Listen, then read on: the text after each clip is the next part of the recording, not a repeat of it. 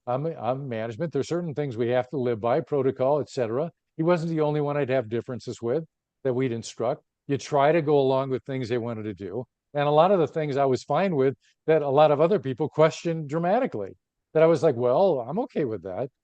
But there were certain things I wasn't. We'd have disagreements and he'd start yelling and screaming, the door would be closed, and I'd be yelling, screaming back at him. We'd talk about why, boom, boom, boom.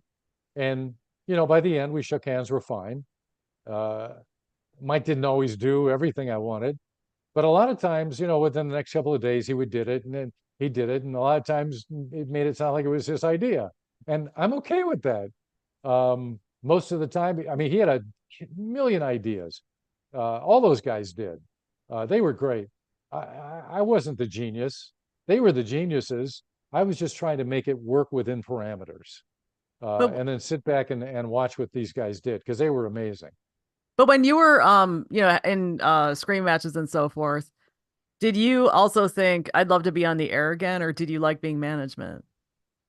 Well, I was on the air a little bit. So when the score started, we didn't hire a sports reporter at the beginning. Again, it was mom and pop. We didn't have a lot of money. Nobody was paid a ton of money.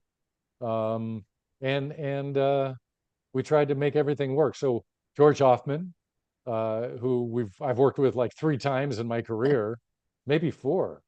I have to think about that. We hired George to do weekend sportscasts. We started with a wheel of 3 times an hour sports for during scores because nobody had a way to get scores otherwise. BBM was doing it 15 and 45, but otherwise so we tried to play up that score angle for the weekend programming. But during the week, no. So we said anytime something breaks in sports, I would go on the air and break in with a story. Well, we tried to create an image. So I went in with pretty much almost anything. So I would, excuse me, break in a lot. Eventually annoyed the hosts to no end. Hmm. But I was on the air, they heard. And then I became the on-air foil. And they were constantly complaining about me and my management style and everything else. And it would get to the point where I would have business owners call me and say, hey, really like your station, but how can you let them talk about you that way? And my response was, it's a show. They're doing a show. I said, there's something to what they're saying. I mean, there's some truth to what they're talking about, but they're embellishing and they're having fun with it. And I'm happy to be the foil and the whipping boy if it makes for a better radio show. So I never had a problem with that. And I didn't learn that on my own. I think some of that, part of the station when we started it, I was thinking of a combination of GN at the time and WLUP at the time. AM 1000 back then, had the Brandmeyers and the Kevin Matthews and the Steve Dahls. It was a great radio station. And I mean, I loved Kevin Matthews. All the sports people, by the way, would listen to Kevin Matthews in midday. Everybody. He was awesome. And Yeah. he related to sports people really well. And we had to go against that. Monsters of the Midday. We did it. We were successful at it, I'm happy to say. But, that was a tough putt. But you listen to the way they did things, and then you listen to the way GN did things. So we created the transition between radio shows. And we said, okay, when you guys flip show, we had to change rooms. So the station, it was a little like closet that the shows would be from, and then the producer and the board was on the other side, and the producers ran the board, and then we had somebody running the phones. So as the screen operator, we call them. What do we call them? Something like that. You probably did it. In any event, Yeah, the call screener, screener. call screener. Again, I'm old. What do you want? You get old, you can't remember stuff. So they would have to change studios to do transition. So what would happen is the guys on the air during commercial would go to the producer studio. The producer would like either move the mic away or one of the hosts would take over the board temporarily. The new host coming in would go into the main studio, which was a closet. And then the two sides coming out of commercial would talk for 10 minutes, 15 minutes, 20 minutes. And it was some of the most entertaining radio you ever heard. And it was great stuff. sometimes could get a little tough because again, you're dealing with type A personalities, not type 1, but type A, and people that would make You're fun thinking of of each other. And diabetes. Yeah. yeah, yeah. I mean, and so they'd make fun of each other. And yeah, and at times, they almost somebody would be taken aback by it, but it was really entertaining radio. So that worked. And those are things you kind of learned over time. And I learned some of that from the other radio stations. But I also knew I didn't want it to be like them or them, that there were certain things we wanted different. So you kind of learn your management. And then I learned it as I go. I mean, I was at the station for 9.5 years, and I don't believe I was the same manager on day one as I probably was 5 years in. Uh, but there are certain things you had to do. There are things that are important for marketing, for sales. It's more than just being in charge of the on-air programming. You're responsible for the success of the station, because without it being good, if it either doesn't sound good or the ratings aren't there or both, nobody's going to make any money. It's not going to be a radio station. So how did you go from that zoo-like atmosphere to being the head of WBBM, which is a serious news station? So I left the score in 2001. I was let go. Um, Ratings we had changed frequencies a couple times, and it really caused us some problems. We went from a daytimer to 24/7 and 1160, and the ratings plummeted because you couldn't even pick us up at night in a lot of the places. Our primary locations where people listen, they couldn't get us. The signal daytime wasn't as good on the 1160 as it was on the 820. And then eventually we took over 670, but by then it was really a tough putt. I mean, it was like starting over. And so I left the station, I think in March. Uh, I got a phone call that Drew Hayes called me. He was in charge of BBM at the time. He was the director of news and programming, and I had a hand in on the score as well. Um, and he had an opening at the time for the Bears pre and post game host, and also for sideline reporter. So he hired me for that role. I did sideline the first year, as well as doing pre and post. At the same time, I was taking other roles, working in private syndication in Chicago, in addition to doing some media training, working with companies, I had a lot of fun with that. Yeah, And you're good at training people. I don't know, some people may not like it, but we I mean, try. I saw you train people who weren't even broadcasters and they sounded pretty good. Well, I appreciate that. Thank you. That's probably why I got into management, because I wasn't good enough. I could just train people. Yeah. So, but I started working on the Bears broadcast, and then in addition doing these other things, and 2 years in, Drew came up to me, said, I really like your sound. I'd like to make you into a news person. I'd like you to start doing news. And I had a background in news. I mean, I majored in journalism in college at Northwestern. I worked in Medill. I went there to become a sportscaster, but to learn basic skills, interviewing, et cetera, that I didn't think that I was good at when I was in high school anyway, um, and develop some of those skills before I went to, work at the different stations that I worked along the way. And I didn't want to at the time that he asked me, because I was doing all these other things. I was also doing DePaul basketball play-by-play. I forgot about that as part of it. So I'm doing all these different jobs, a real hodgepodge, but I had freedom out of it, and I was okay. And about 2 years in, maybe a year and a half later, as I'm doing the syndication, the hard part is syndication. I love creating product and working with entities to create a product. That was fun. But trying to get stations to take your product, not fun. We had some pretty good stuff, but we had an affiliate relations person, but trying to help in that role, it was just hard, and I didn't like that part. I'm not a salesperson. I am a programmer, and a But programming salespeople love person. you because salespeople love you because they say you're so funny, etc. Well, we can talk about that, but getting to the other part, so I reached out to Drew, and I told him actually at a game probably. He said, if you're still interested, I might be willing. And he said, okay, I'm going to set you up, come in. we'll, give you a little trial thing, have you record a tape. They hired me part-time to do news.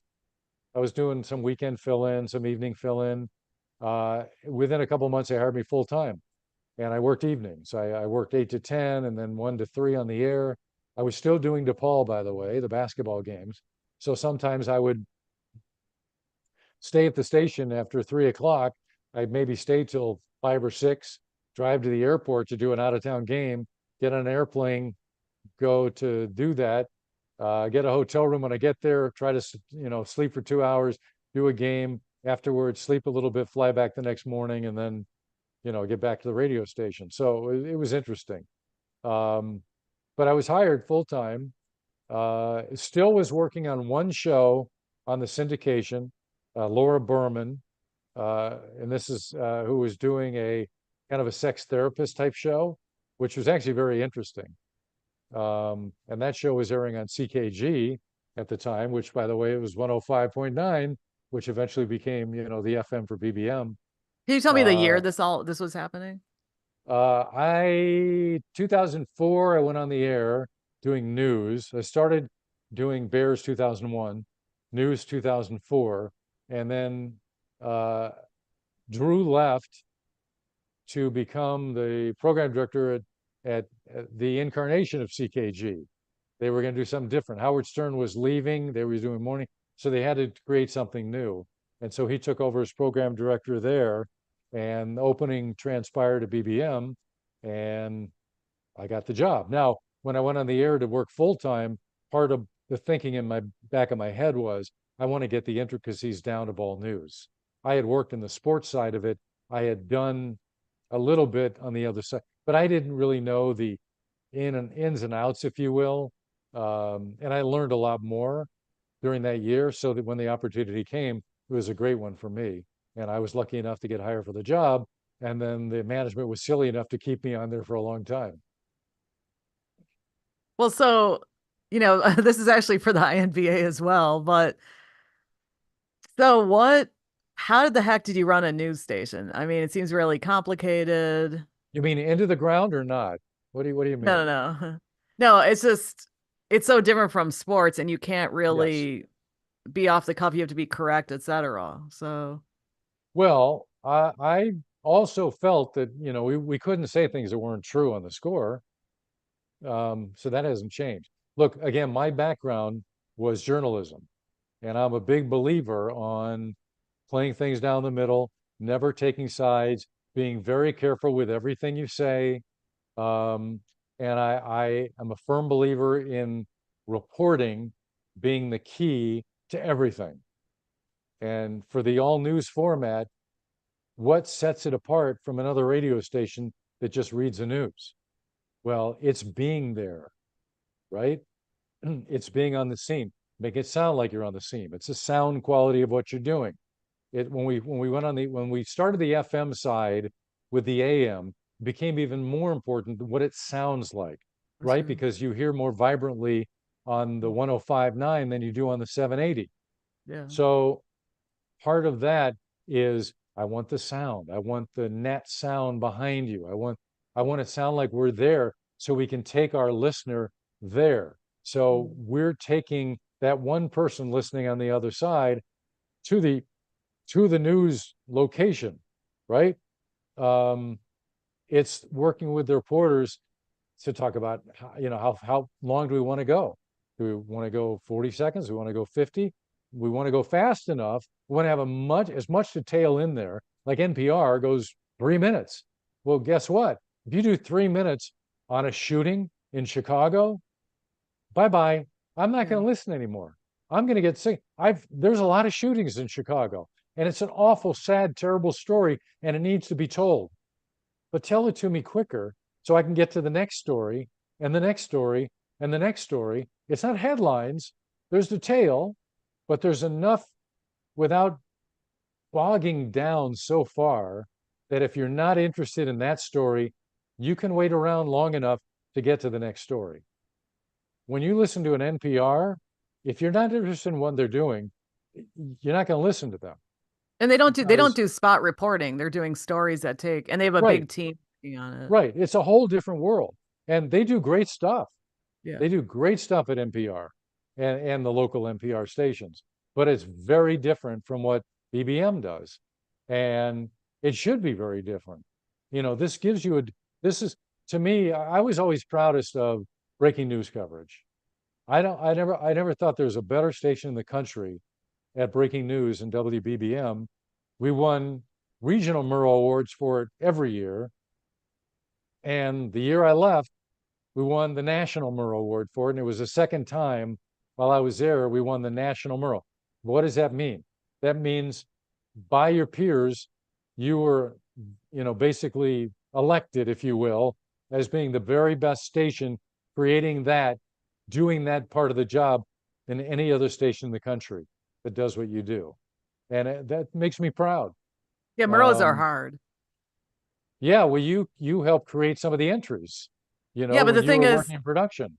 well, thanks to George Hoffman, I did it for a few because he recommended me. He did it for a few years, but there was one year where there was only one commercial station that won the region, and the rest were NPR stations. So I thought, and people at the station were like, "Hey, what happened?" I said, "Look, I ran everything through Ron, but I guess they didn't prefer the sound or something." Well, you're also at the mercy of the judges, and different judges obviously have different thoughts and ideas of Yeah. what works best.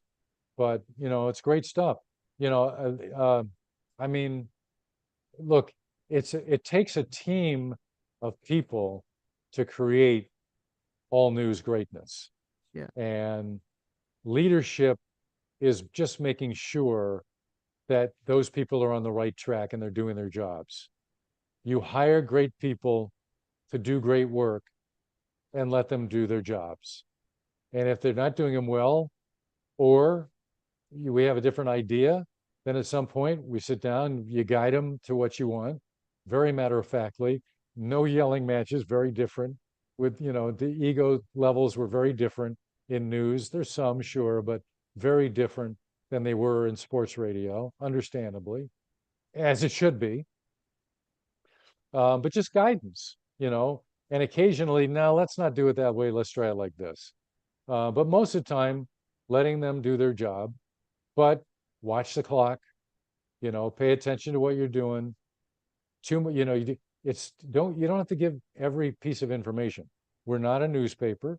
We don't promise to give every detail in every story, but we do multiple versions of the story. So if you listen for 45 minutes or an hour, you might hear two versions of a story and get different information in each version. And one time a reporter may be telling it to you, and another time the anchors may be telling it to you with a piece of audio, and that reporter was off on another story already. But it takes a lot of people. It's a lot of work.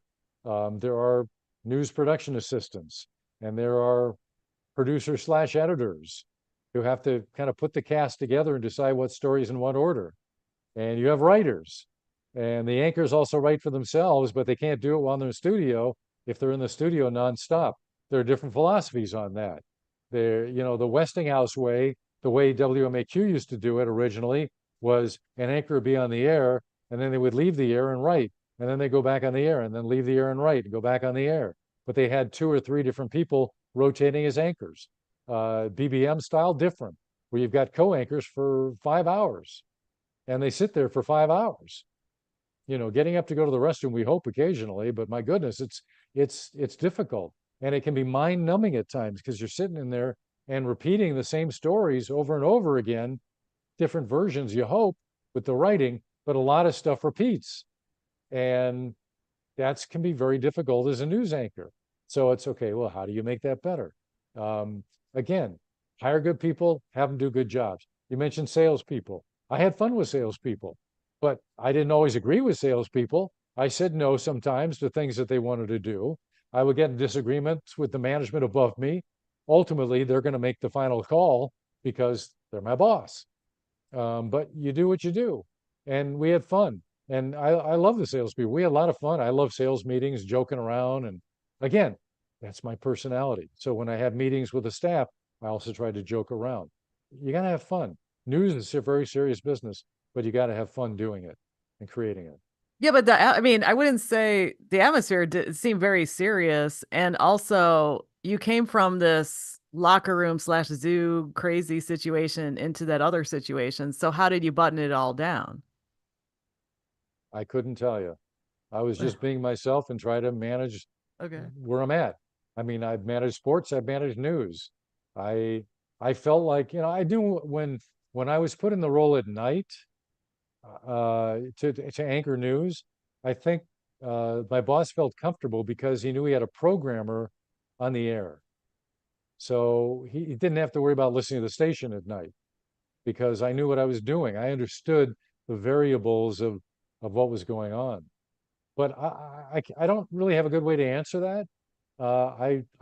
It's leadership and figuring out the situation, working with everyone. I sat with everybody individually when I first started to kind of glean information, what was working, what wasn't working, et cetera, and then just trying to make it all fit together. Well, see, one thing I noticed about running a news station is because news is always breaking and there are always these unknowns happening or issues or whatever, is basically were you on 24 hours a day? How did you deal with that? Yes. So that is that's why I retired. Okay. Uh, it's a 24/7 business. Radio is a 24/7 business. But when you're running a music station, especially when it's automated, sometimes overnight, unless the automation goes haywire, or if you have, a live body, but you know what they're doing, you're not worried about it, you can get some sleep. My phone occasionally would ring at 3 o'clock in the morning, and my significant other would immediately go, "Oh, wake up! What's happened? Did the world end?" Because that was the concern. And a lot of times it was somebody calling in sick or whatever. Um, you're on call. I would be on the phone at night sometimes.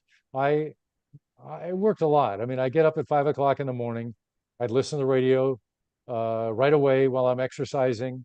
I would then turn on the TV, local news, so I can see what are they doing, what are we doing, and continue exercising. And then I take a shower, and then I would sit down and listen to us and look at the newspapers. And then I would eat something while I was doing that at the same time. And then I would drive in listening to us. And I lived pretty close. I could have taken the L, but I felt it was really important to listen. And I wanted to listen to the radio. I didn't want to listen to the stream. I wanted the radio at that point. And then I come to the station 8 o'clock-ish and start work. So I worked long before I started working, so to speak. And when I left, I I I would leave it behind when I get home, usually until 10 o'clock, and then I watch the local news and listen to us at the same time to make sure on top of stuff. But I would get a call or somebody would check in with me. There's something going on, and then I might call the station when I heard about something big, um, and check in to see what was going on. So I mean, but you're on call. It's 24/7. It's all encompassing. Can't do it by yourself. I had Julie Mann do a great job for most of the years as managing editor, and I relied on her dramatically, and Zach Weber at the end. And, we had Mike Krauser, and Drew was working with me for a while too, Drew Hayes, when he came back to the station. It's hard. It's a lot of work, but it's very rewarding because you're helping people. I mean, I always said that, this station, WBBM, it helps people and it's an important service to the community. So that part of it feels really good. Well, do you think a way to be successful in media is that you have to be a workaholic? I think it helps. I don't think it's mandatory, but as I said at the beginning, for me, it's true for radio, it was true for sports, and I think true for news. It's not a vocation, it's an avocation. You live it. Um, I don't think all radio people have to live it. And I also think there are some people that get in it and don't live it and aren't as successful. And a lot of people in this business change jobs regularly. There are a lot of changes. And sometimes it's because of that. Sometimes because you don't agree with your boss. Sometimes you're just not doing a good job. I don't think you have to be 24/7 for everybody. I think I needed to be. I thought I had to be because again, I didn't feel I was talented enough that I could do it halfway. So for me, it was all the time. But not everybody's that way. I think some people are naturally gifted, and they're. I mean, and I don't know I'm sure he worked really hard. To me, John Holtman, when he'd come in and fill in after I started, loved having him back.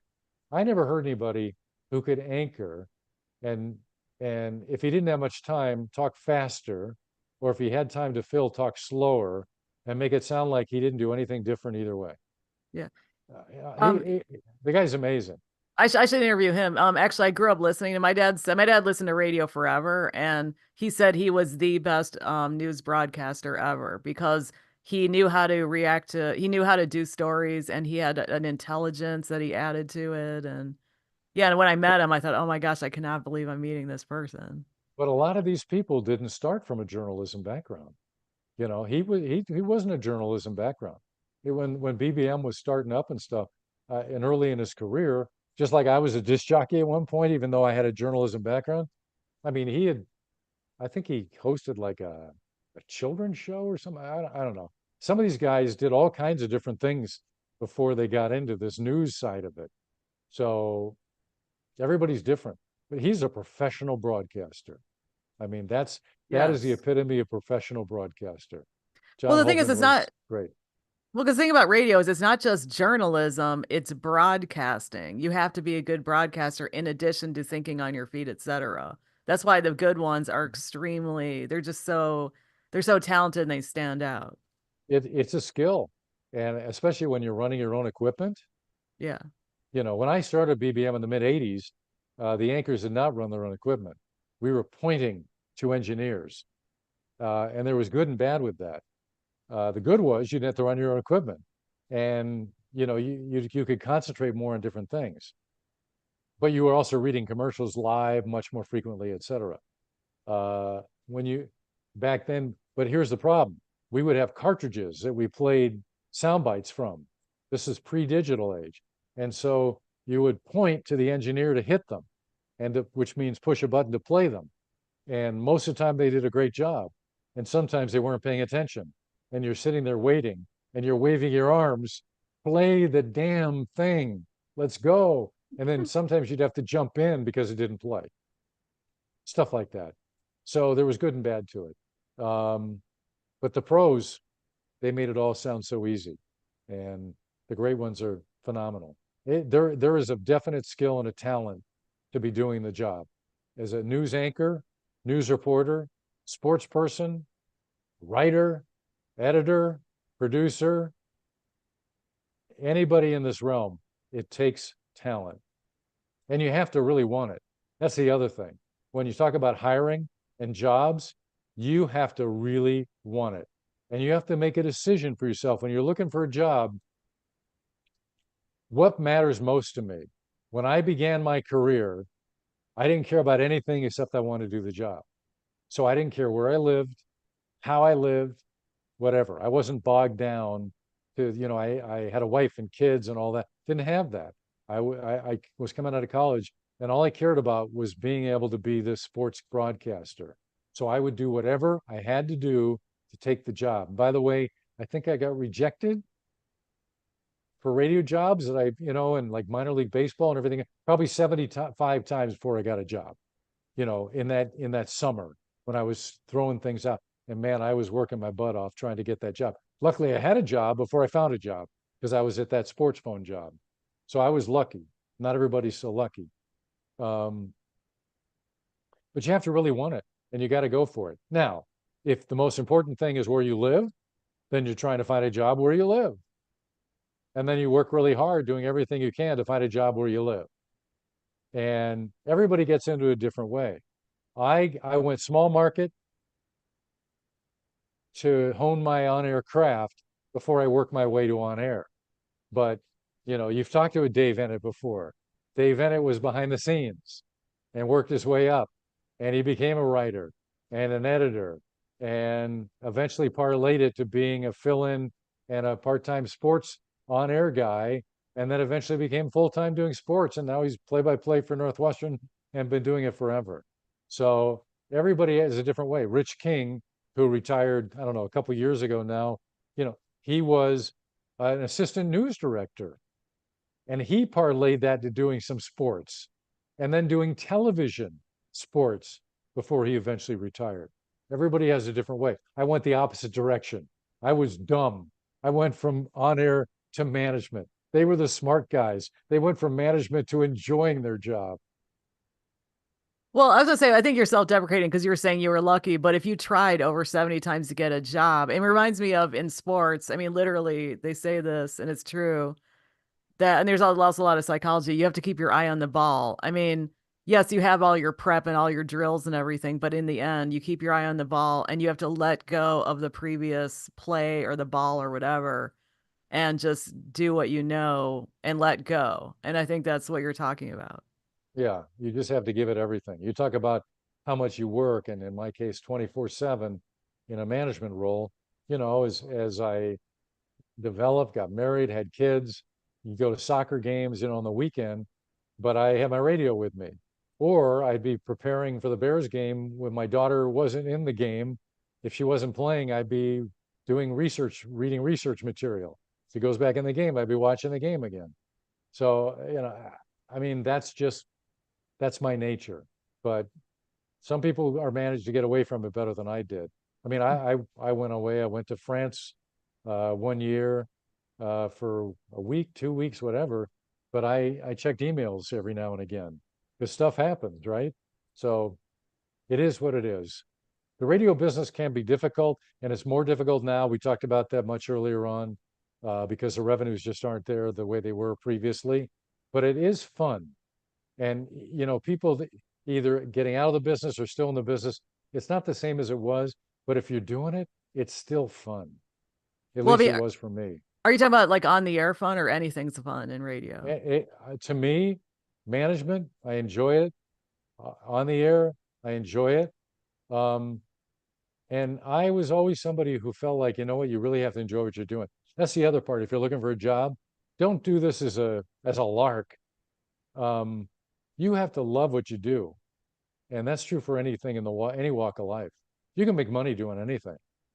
Garbage men are good union jobs. They make good money. You can do anything and make money. You want to make money, become a plumber, an electrician. You can make a fortune. Um, but do what you want to do. Do what you love. I never wanted to do a job just to have a job. So that's how I looked at everything. But I was talking to a longtime media pro recently, and they were saying that one thing they noticed is people coming into the business, the media business, did not pay their dues because you had that smaller market that you worked in. And now people are skipping all those steps. So they get to the bigger market and they don't have the experience or even sometimes the respect of the more seasoned people, which makes it a strange working environment. What do you think about that? Well, again, syndication has changed everything. So the smaller markets are not looking for as many people as they used to have. But as a result of that, let's say you went to school for radio or or school for news or school for broadcast journalism. Well, now fewer people are gunning in that direction, right? So yes, it is a fact. There are fewer opportunities on the smaller scale. Thus, somebody shooting for higher because they can't go lower, they have to be able to start this way, and they have to find a way to have honed their craft a little bit before they get there, but not in the same way that others did by spending a year, 2 years, or in my case, what, 5.5 years before I got to a major market. That opportunity isn't there for most people. So you have to take that into consideration. And you have to bring people along a different way. You have to train people to some degree and coach them better at the quote unquote higher level than they used to be coached because they already had all those skills in play. Yeah, I understand how some of the people who've been around a long time might feel about that, but I have to tell you, it's much tougher to find good people now. Hmm. As many people as may be out there, it used to be easier as everybody and their brother was clamoring for these jobs. And now there aren't as many people looking to do this because radio is perceived in a different way. So it's harder from management standpoint to find that next person, and more work to find that next person. And some of those next people are coming from smaller areas where they had a little bit of opportunity. I think of Andy Dane now at WBBM. He got a job really quick, but he worked while he was in school at a professional radio station in Springfield. Carolina Garibay is another one who was working through a program at the NPR station in Champaign while she was at school. So she was honing her craft. And I want to say, honestly, wasn't 100% there yet. And we sat with her a few times, and others have as well, so that she gets better on the air. But we knew when we met with her, she would be good. That's the thing. You just have that feeling. And Zach Weber had brought me to her. Zach Weber had interviewed her originally for an assistant producer job, but he said, you know what? Maybe assistant producer, but she may have something here. And we met with her, and she was a very strong interviewee. And for those looking for jobs, interviewing skills are very, very important. You have to believe in yourself. You can't be sitting there nervous with your palms sweating. You can be a little nervous, that's okay, but nerves that excite you, as opposed to nerves that take away from your ability to have a conversation. Okay, so yeah, give us some other interview tips, because a lot of people do go into interviews, but what should they do? Because you said she didn't have much experience. Well, first of all, the thing about Carolina is she is from the city of Chicago. She had to go a long route to high school, and she knows the city. So that's one thing that's very different than other people It I met helps. who are out of That school. helps. And when you bring somebody from out of market, that's very difficult. And in a news setting or even a sports setting, both, that can be more difficult. But sometimes you find people that are great at what they do, and they've worked in multiple markets, and you bring somebody in and they do terrific things.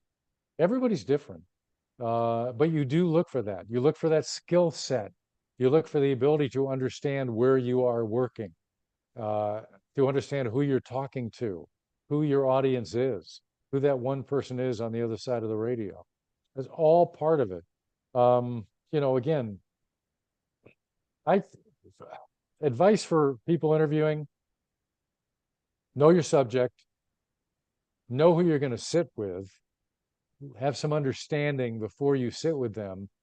Example, I love the applications, to whom it may concern, which sometimes you have to because you don't know who you're sending it to, but blah, blah, blah, blah, blah.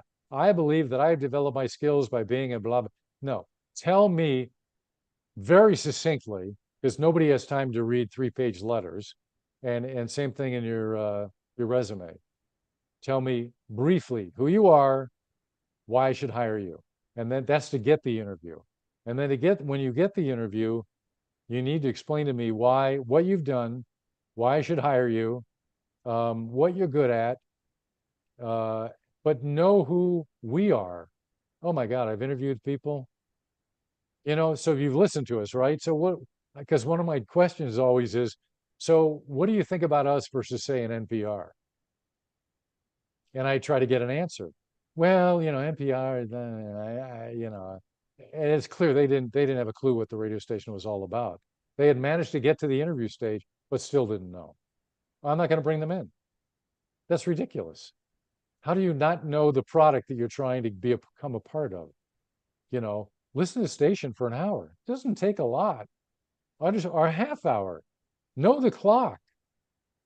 Know that, top of the hour is network news. And we're doing traffic on the eights, and sports over here, and business, and we do commercials intertwined, and you need to know this, know the product. That's my best advice. Well, I think another reason why people aren't going into the media, because there are a lot of jobs in TV, and I'm constantly hearing people complain that in news TV that they can't find people to work in TV in smaller markets, but they barely pay anything, to the point where you can barely survive, because they're requiring a college degree, but then they're paying you minimum wage, which is not City of Chicago minimum wage. This is like $7 an hour or something. Well, it depends where you live. So, My first job, I lived in a house trailer. Again, at Sheboygan, Michigan, making next to nothing. Um, when I worked at sports film when I started, I wasn't making much money. You find a way to live. Again, if you love it, you sacrifice, you find a way to make it work, and then you work your way through it. What is most important to you? If it's money, don't go into this business. My feeling was the money would be there eventually, but I'm going to do what it takes to get there. Even when I got to BBM at first, I didn't make a lot of money. I don't know that I ever made a lot of money, but I made enough. Again, what are your priorities? If it's to make money, plumber, electrician, you don't have to go to college. Go to vocational school, you'll do really, really well. Yeah. What do you want to do? That's what matters. Because I tell the students, they want to go in the media, and I always say to them, there are tons of jobs in TV, but you're not going to make much. So I say to them, if you're going to go in, just limit your time, get the skills, and then move on to something else, because having those skills in news, whether it's radio, print, or TV, those skills are very important because you can use them in other areas. Like just meeting Uh, deadlines is incredible. well, yeah, not only that, I mean, social media, right? You can create your own videos, you can do all kinds of things. Yes, you have to understand deadline pressure. Uh, at a BBM, you're on deadline, I would say 60 minutes an hour. I mean, that's what deadline pressure is, because it's different. On the air, you're under the pressure to meet the clock. The writer has to have everything ready by a certain time. Everything is nonstop. So deadlines are very important. Uh, but again, you, yes, can parlay this into something else. A lot of people come out of broadcasting and they go into uh, media relations. They're running PR shops and things like that because they know how to deal with people and they understand the media and how to work with the media, and then they can help somebody else. That's why when I did media training, it was great. I learned about these businesses, and I was like, it was fascinating. I worked with a nurses organization. I learned stuff I had no idea, knew nothing about, but they were helping me understand things, and I was helping them learn how to talk to someone when they ask you a question. Um, so you can learn a ton of skills through broadcasting, whether it's learning how to talk, learning how to dialogue, learning how to interview, um, learning how to edit audio, right? All that stuff can be used in a different realm. But if you want to be in the media, you want to be in broadcasting, you want to be in radio, you have to stay at it. You have to, I mean, 5.5 years I worked in Joliet. I wasn't sure at the end of 5, am I going to make it or not? I started questioning. I kept going, but I don't know how much longer I might have gone. It worked out for me, but I don't know what else I would have done. I have no idea. Okay, so we talked for a long time. Anything else you'd like to say? No, we have talked so long. I am sick and tired of this conversation. I'm tired of you. I'm tired of everybody watching or listening to this. I don't like people. I think I made that clear at one point, but I thank you very much for having me. It's a lot of fun. Well, no, but you did repeat yourself a little bit, but yeah. So I'm just thinking, like, I think I asked everything, but any other advice for anybody listening? Because a Well, lot of you people you listen. you Yeah. you were, as an interviewer, that was the right thing. So when I always interviewed people, my last question always was the same. Is there anything else about this that I haven't asked you about that you think is important or relevant?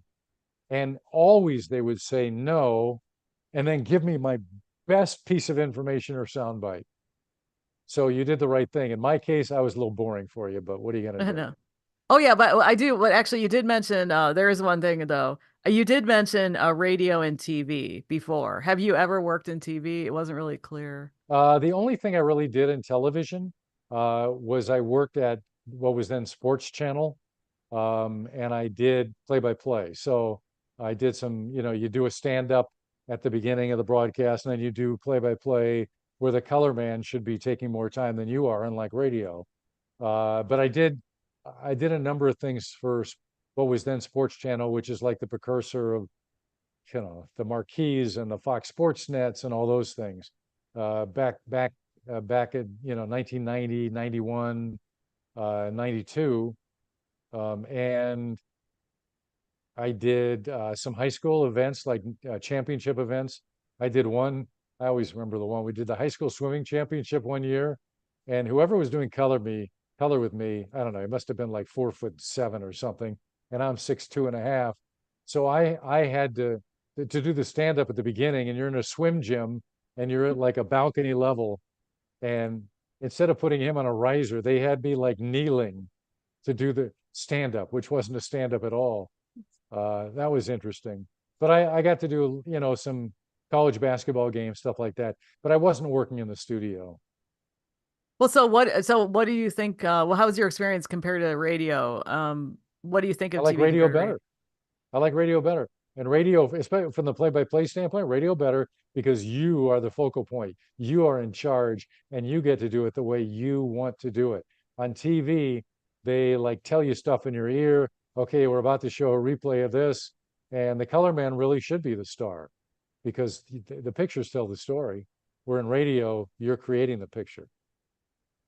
Oh yeah, and then another thing is how do you come up with the words? Like what if there's a gap, or how do you fill the time? How do people develop that That's skill? that's a really hard one to answer. Um, I grew up listening to Vin Scully doing Dodger baseball, and he would always blend stories into his play-by-play. So that was kind of my philosophy. And to me, it's about prep. The more you know, the more you can disseminate. You will not use most of the stuff you learn.